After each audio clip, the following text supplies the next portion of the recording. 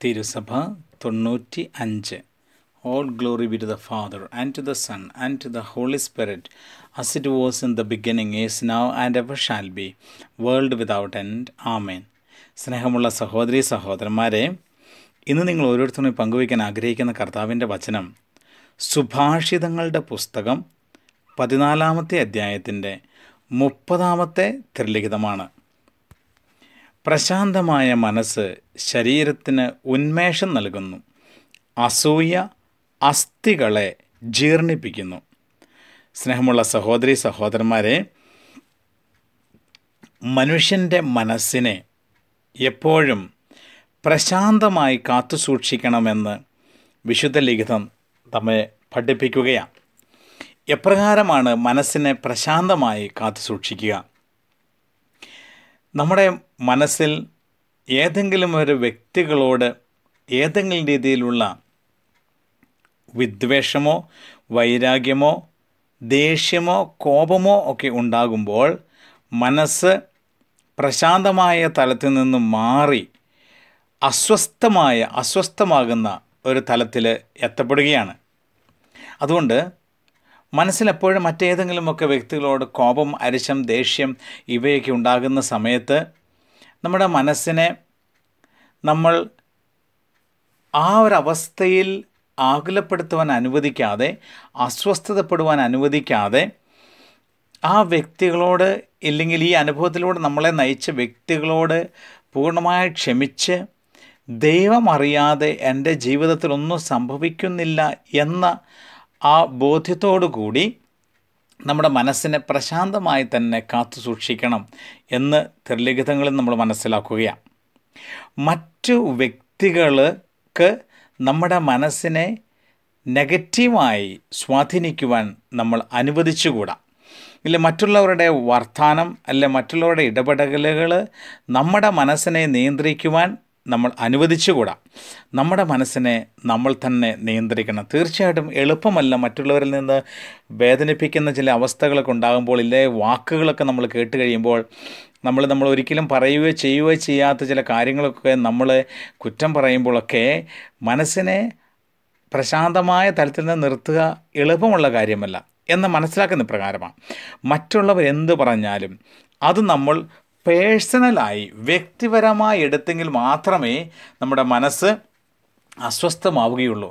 മറ്റുള്ളവർ എന്ത് പറഞ്ഞാലും മറ്റുള്ളവർ എന്തുണ്ടായാലും അത് നമ്മൾ വ്യക്തിപരമായി എടുക്കാതെ, ആ വ്യക്തിക്ക് ഒരുപക്ഷെ കാര്യങ്ങളുടെ പൂർണ്ണമായ അറിവില്ലാത്തത് മൂലം, ഇല്ലെങ്കിൽ ആ വ്യക്തിക്ക് മറ്റെന്തെങ്കിലുമൊക്കെ പോരായ്മകൾ ഉള്ളതുകൊണ്ട്, ഇല്ലെങ്കിൽ ആ വ്യക്തിക്ക് ആ വ്യക്തി തെറ്റിദ്ധരിക്കപ്പെട്ടതുകൊണ്ട്, ഇല്ല ആ വ്യക്തിയുടെ ഉള്ളിലുള്ള ബോധ്യം എന്നിൽ നിന്നും അല്പം വ്യത്യസ്തമായതുകൊണ്ട്, അല്ലെങ്കിൽ ആ വ്യക്തിയിൽ ഒരുപക്ഷെ കൃപയുടെ കുറവുള്ളതുകൊണ്ട് ഇപ്രകാരമൊക്കെ ആ വ്യക്തി ഇടപെടുകയും സംസാരിക്കുകയും ചെയ്യാം എന്ന് ചിന്തിച്ചുകൊണ്ട് ആ വ്യക്തി പറഞ്ഞ കാര്യം അല്ല ആ വ്യക്തി ചെയ്ത കാര്യം എൻ്റെ മനസ്സിനെ അസ്വസ്ഥപ്പെടുത്താൻ ഞാൻ അനുവദിക്കുകയില്ല. കാരണം എൻ്റെ മനസ്സ് ദൈവത്തിൻ്റെ പ്രശാന്തമായ അനുഗ്രഹങ്ങൾ നിക്ഷേപിച്ചിരിക്കുന്ന ഒരു സ്ഥലമാണ് എന്ന് ആ ബോധ്യത്തോടു കൂടി പരിശുദ്ധാത്മാവിന് ആ സാഹചര്യങ്ങൾ ഏൽപ്പിച്ചു കൊടുത്തുകൊണ്ട് സന്തോഷത്തോടെ മുന്നോട്ട് പോകുവാൻ ദൈവം നമ്മളെ വിളിക്കുകയാണ്. ഒന്നും മനസ്സിനെ അസ്വസ്ഥതപ്പെടുത്തരുത്.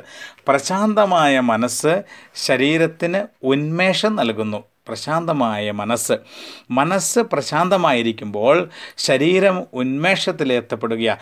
സഹോദരങ്ങളെ, അതുകൊണ്ട് എപ്പോഴും മനസ്സിനെ നമ്മൾ ഡൗൺ ആക്കാതെ, എപ്പോഴും മനസ്സിന് സന്തോഷം നൽകുന്ന എന്തെങ്കിലുമൊക്കെ കാര്യങ്ങളെക്കുറിച്ച് നമ്മൾ ചിന്തിക്കണം.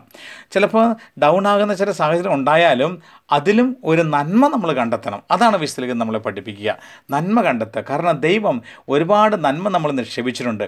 നമ്മോട് ചേർത്ത് വെച്ചിരിക്കുന്ന പല വ്യക്തികളിലൂടെ ദൈവം നമ്മുടെ ജീവിതത്തിൽ നന്മയായി ഇടപെടുന്നുണ്ട്. ഇല്ലെങ്കിൽ നമുക്ക് ദൈവം ചില കഴിവുകൾ, ഇല്ലെങ്കിൽ ചില അനുഭവങ്ങൾ, അവസരങ്ങൾ ഒക്കെ സന്തോഷിക്കാനുള്ള ഒരുപാട് വകകൾ നമുക്ക് ജീവിതത്തിലുണ്ട്. എത്രമാത്രം വേദനിപ്പിക്കുന്ന അവസരം കടന്നു പോകുന്ന വ്യക്തിയാണെങ്കിലും തൻ്റെ ജീവിതത്തിൽ സന്തോഷം നൽകുന്ന ചില സാഹചര്യങ്ങളെ അന്വേഷിച്ചാൽ അത് കണ്ടെത്താനായിട്ട് നമുക്ക് സാധിക്കും. അതുകൊണ്ട് മനസ്സ് ഒരിക്കലും അസ്വസ്ഥപ്പെടുന്ന ആ തലങ്ങളിൽ മാത്രം നിർത്താതെ എൻ്റെ ജീവിതത്തിൽ സന്തോഷം നൽകുന്ന ചില അനുഭവങ്ങളിലേക്ക് നമ്മുടെ മനസ്സിനെ തിരിച്ചുവിടണം. അങ്ങനെ പ്രശാന്തമായ മനസ്സ് ശരീരത്തിന് ഉന്മേഷം നൽകും. എല്ലാ ദിവസവും എന്തെങ്കിലും എനിക്ക് സന്തോഷിക്കാൻ വകയുള്ള ഏതെങ്കിലും കാര്യങ്ങൾ നമ്മൾ കണ്ടുപിടിക്കണം. അങ്ങനെ മനസ്സിനെ ആ തലത്തിലേക്ക് എത്തിക്കുകയും ചെയ്യണം. ഇനി പ്രിയമുള്ള സഹോദരങ്ങളെ, അടുത്ത വചനത്തിലൂടെ കർത്താവ് പഠിപ്പിക്കുകയാണ് അസൂയ അസ്ഥികളെ ജീർണിപ്പിക്കുന്നുവെന്ന്. ഇത് വളരെ അച്ചട്ടായ ഒരു കാര്യമാണ്. അസൂയ അസ്ഥികളെ ജീർണിപ്പിക്കും. അസൂയ എന്ന് പറയുന്നത് എന്താണ്? മറ്റൊരു വ്യക്തിക്ക് ദൈവം നൽകിയിരിക്കുന്ന അനുഗ്രഹങ്ങൾ ഓർത്ത് വേദനിക്കുന്നതാണ് അസൂയ. എനിക്ക് ഒരുപക്ഷെ മറ്റൊരു വ്യക്തിക്ക് നൽകിയിരിക്കുന്ന അനുഗ്രഹങ്ങൾ, നേട്ടങ്ങൾ എനിക്കില്ലല്ലോ എന്നോർത്ത് ആ വ്യക്തിയോട് തോന്നുന്ന ചില ഒരു പ്രത്യേക രീതിയിലുള്ള ഒരു ഫീലിംഗ്, ഒരു വികാരം, അതാണ് അസൂയ. ആ വ്യക്തിക്ക് മറ്റുള്ളവരുടെ നന്മയെ അംഗീകരിക്കാൻ പറ്റാത്ത ചില സാഹചര്യം, മറ്റുള്ളവർ എന്നെക്കഴിഞ്ഞ് അല്പം കൂടി ഉയരുമ്പോൾ, എന്നെക്കഴിഞ്ഞ് അല്പം കൂടി നന്മയിൽ എത്തപ്പെടുമ്പോൾ, അഭിവൃദ്ധി പ്രാപിക്കുമ്പോൾ എനിക്കത് ഉൾക്കൊള്ളാൻ സാധിക്കാതെ, ഇല്ലെങ്കിൽ മറ്റാരെങ്കിലും എന്നെക്കാൾ അധികമായി അഭിനന്ദിക്കുമ്പോൾ അത് ഉൾക്കൊള്ളാൻ സാധിക്കാതെ മറ്റുള്ളവരോട് തോന്നുന്ന ഒരു നെഗറ്റീവായ ഒരു വികാരമാണ് അസൂയ. അതുകൊണ്ട് വചനം പഠിപ്പിക്കുകയാണ്, അസൂയ ഉള്ള വ്യക്തിയുടെ അസ്ഥികൾ ജീർണിക്കപ്പെടുമെന്ന്. എൻ്റെ ജീവിതത്തിൽ ചില വ്യക്തികളുമായിട്ടൊക്കെ ഇടപെടുമ്പോൾ ഇത് വളരെ അച്ചട്ടായി മനസ്സിലാക്കിയിട്ടുണ്ട്. അസൂയുള്ള വ്യക്തി പിന്നീട് അസ്ഥികൾ ജീർണിച്ച് ചില അവസ്ഥയിലൊക്കെ എത്തപ്പെടുന്ന, രോഗിയായി മാറുന്ന ചില സാഹചര്യങ്ങൾ കണ്ടിട്ടുണ്ട്. അതുകൊണ്ട് സഹോദരങ്ങളെ, നമ്മൾ ആരോട് എപ്പോൾ അസൂയ തോന്നുന്നുവോ ആ വ്യക്തികളെ കൂടുതൽ അഭിനന്ദിക്കാൻ നമ്മൾ പരിശ്രമിക്കണം. അസൂയ എന്നതൊരു മൂലഭാവമാണ്. ഈ അസൂയ പല വ്യത്യസ്ത സാഹചര്യങ്ങൾ നമുക്കുണ്ടാകാം. അപ്പോൾ സാധാരണ അസൂയ ഉണ്ടാകുമ്പോൾ ഏത് വ്യക്തിയോടാണ് അസൂയ ഉണ്ടാകുന്നത് ആ വ്യക്തിയിൽ നിന്ന് നമ്മൾ വിഡ്രോ ചെയ്യാനായിട്ട് പരിശ്രമിക്കും. ആ വ്യക്തിയെ ഏതെങ്കിലും രീതിയിൽ താറടിച്ച് കാണിക്കാനായിട്ട് പരിശ്രമിക്കുന്ന ചില സാഹചര്യങ്ങളുമുണ്ട്. എന്നാൽ അസൂയ എന്ന മൂലഭാവത്തിനെതിരായി നമ്മൾ പുണ്യം ചെയ്ത് ജീവിക്കണം. അസൂയ എന്ന മൂലഭാവം നമുക്ക് മറ്റാരുടെയും തോന്നുമ്പോൾ ആ വ്യക്തിയെ മനഃപൂർവ്വം പോയി കണ്ട് നമ്മൾ അഭിനന്ദിക്കണം. ആ വ്യക്തിയെക്കുറിച്ച് എന്തെങ്കിലും നല്ല കാര്യങ്ങൾ മറ്റുള്ളവരോട് പറയണം. എന്നിട്ട് ദൈവമേ, ആ വ്യക്തിക്ക് ഇന്ന അനുഗ്രഹങ്ങൾ നൽകിയതിനെക്കുറിച്ച് ഞാൻ നിനക്ക് നന്ദി പറയുന്നതെന്ന് പറഞ്ഞ് ദൈവത്തിന് നന്ദി പറയണം.